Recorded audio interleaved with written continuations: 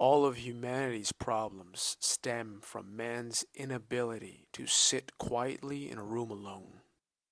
Now, this quote highlights a big problem that is rampant in the majority of the population. Now, that problem is compulsive, mindless scrolling on our phones, such as Instagram, such as TikTok, such as YouTube Shorts, all that stuff. So these applications are devices. They are created to be addictive. I don't know if anybody has seen that documentary. I think it's the one that talks about social media addiction.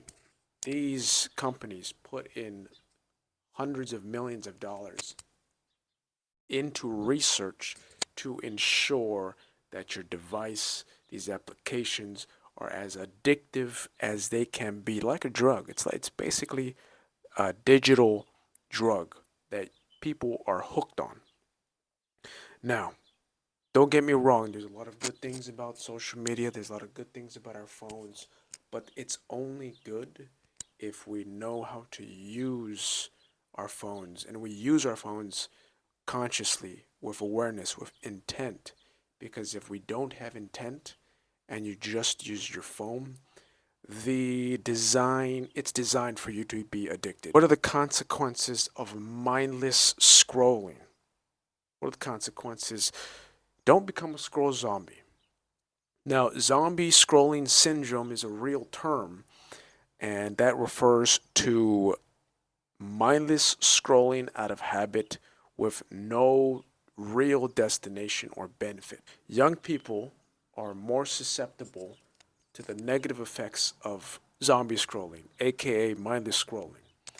And because, their brains are developing and they compare their lives with the people they see online, this causes and develops low self-esteem, and they feel unmotivated to actually go out and meet people in the real world. And the long-term effects of doom scrolling, we still don't really know the long-term effects, but so far what we've seen is that the long-term effects are people becoming depressed, people having low self-esteem, people are lonely, and people even begin to experience health issues from this.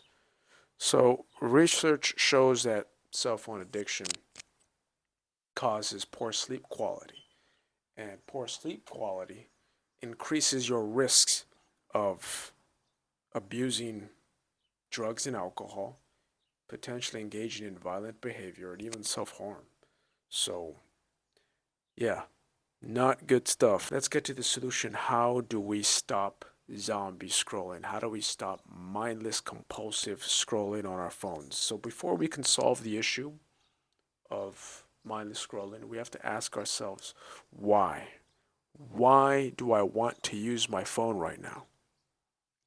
Do I have an intention for using my phone right now? Am I anxious, nervous, uncomfortable? Is that why I want to use my phone right now? Am I trying to distract myself from these feelings?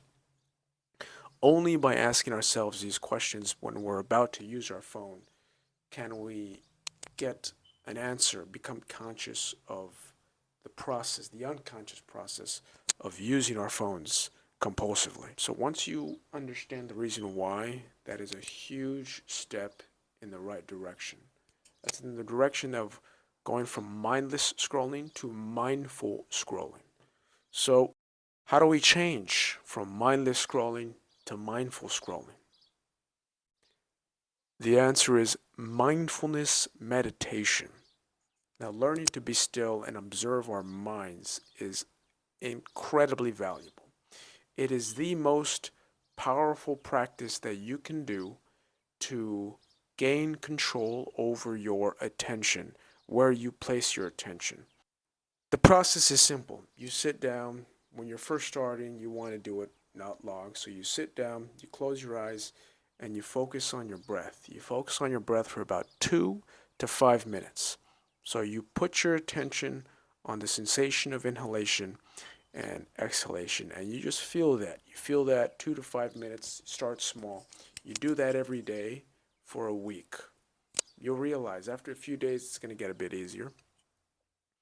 after a week, you bump it up another 5 minutes. So this is training your mind to stick to one thing and to develop your ability to hold your attention to something.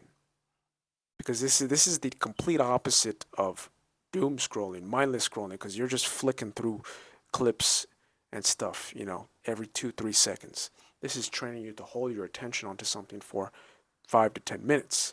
So the more you do this, the more you realize that your attention is becoming much more grounded. It's not oscillating. It's not jumping from place to place as much. And the goal with meditation is to develop that, or awareness, to cultivate awareness. And what meditation essentially does for you is that it creates a space between stimulus and response. So between a stimulus, say your phone ringing, and a response or reaction, which means what you do, there's a space. There is a space where you can choose to respond rather than react. So if you're nervous, for example, you feel that desire to pull out your phone and start scrolling. Without meditation, you're more likely to just grab it and do that, just begin scrolling. But by doing meditation every day, by training yourself to be still and to observe, you will be able to recognize that feeling and you will be able to choose the response that you want to do. You can ask yourself, in that space, you can ask yourself the question, do I have an intention for using my phone right now? Or do I have any reason whatsoever to use my phone? Or am I simply picking it up just to occupy my attention because I feel uncomfortable? That is huge for becoming mindful of using our devices and using our devices consciously, not mindlessly. Another thing that I do is when I recognize that I'm using my phone too much, is I set rules for myself. For example, I won't touch my phone when I wake up for like 2 hours until I finish my morning task list. Things that I have to do in the morning, I will not touch my phone. If I realize I'm doing that, like if I have a week where I'm using my phone, I check it in the morning, I'm seeing my notifications. I don't, that's when I implement this rule. No phone in the morning. Another thing is limit your screen time. Limit your screen time to 1 to 2 hours. And because if you don't have a limit for yourself, you're more likely to just use your phone without any rules. And you can go up to, 3, 4, 5 hours, 6 hours a day. You don't want that. Rule number 3 is no phone after 9 p.m. After 9 p.m., don't use your phone. Don't scroll. Don't be on Instagram. Don't be on TikTok, Twitter. Just put it away. You'll use it later. You don't need to use it. So by following these rules, I feel better. I feel more, I guess, less like brain fog in a way. And I come back to these rules periodically because I'm always like I'm on point and then I fall off and I'm on point. So it's constantly, but I'm getting better. I'm more conscious of it, and I understand that this is something that I have to be diligent with. So that's it. That's the video. We have to cultivate our awareness to solve this problem. We have to be diligent with ourselves. So if you enjoyed the video, like, subscribe, content coming soon. This is Robert. I'm Robert. This is Kaizen Mentality. Take care, guys. See you on the next one.